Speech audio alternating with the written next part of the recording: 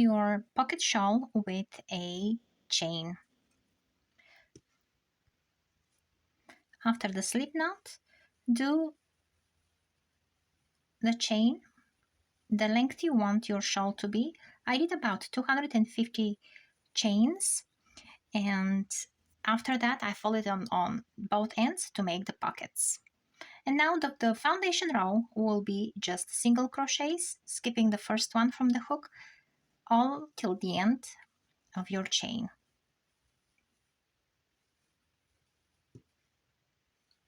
Once you reach the end, turn your work, chain one, and into the same stitch do one single crochet. Then into the same stitch we'll do one double crochet. Then skip one stitch and do a single crochet, and then into the same stitch a double crochet. Then skip the next stitch and then another single crochet, and then a double crochet into the same stitch.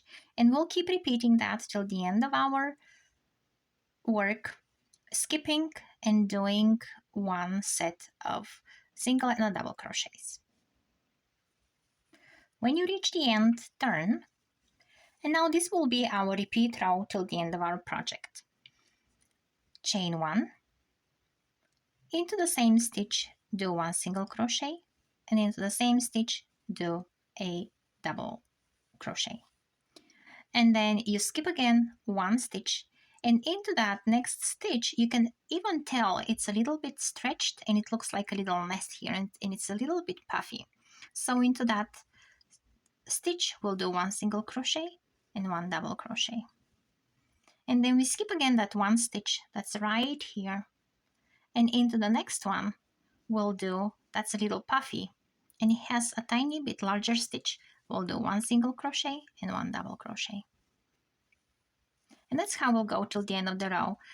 The spots actually start showing up where you need to put your Suzette stitch.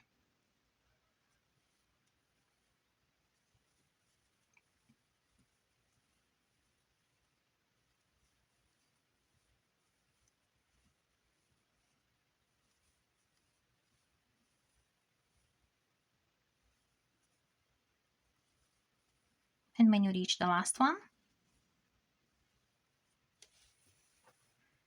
you turn and then you chain one, and into that same stitch here we do one single crochet and one double crochet, and we keep repeating all the way again till the end of the row. It's one row repeat, so our both sides are exactly the same.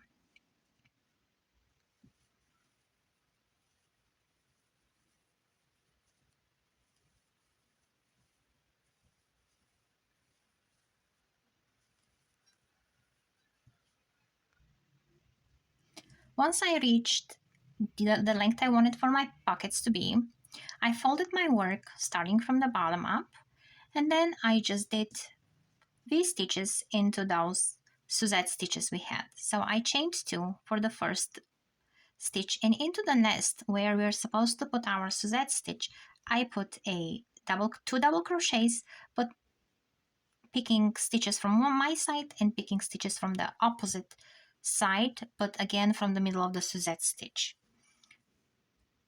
And instead of putting one single, one double, I put two doubles instead with no spaces or chains in between. So picking again, skipping that stitch, and from the stitch with the little nest, I pick that stitch, and then I go to the back side and I pick the opposite one. And I'll do this 2 times into the same spot. And then I'll go to the next one, and then I'll pull my loop through both of the Suzette stitches, and there I have those stitches here forming. And this is how I close the pockets. When I reached till the end, I just did one over there as well at the end, so I don't have a transition that's too harsh.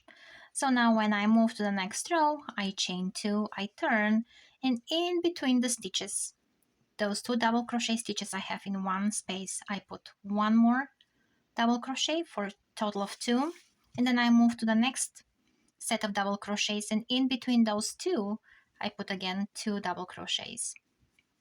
This way my number of stitches never changed because I still continued with multiples of 2 as I did at the beginning. And that's gonna be the length of the shawl I want.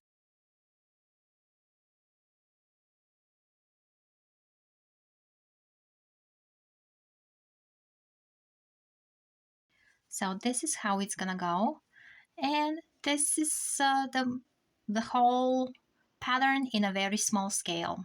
Once you make that one big, I started with 250 chains at the beginning, and then I was able to reach that size.